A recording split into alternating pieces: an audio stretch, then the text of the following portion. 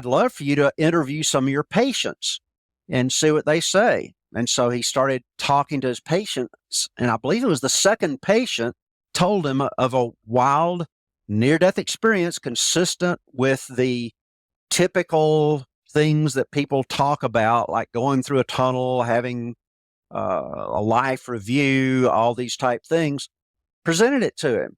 And he was just shocked. And he said, well, I still think this is just a naturalistic thing, but I'll set up a study. He would eventually teach at Emory University, teaching cardiology there.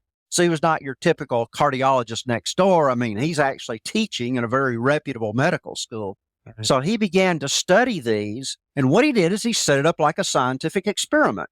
He said, let's take my patients who claim to have left their bodies during cardiac arrest and clinical death, which is cessation of heartbeat and breathing.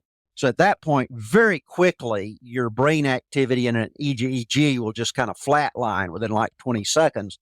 And yet they're claiming to have these experiences. So I'll ask those that say they came out of their bodies and looked down at themselves in the resuscitation and ask them, what happened during your resuscitation?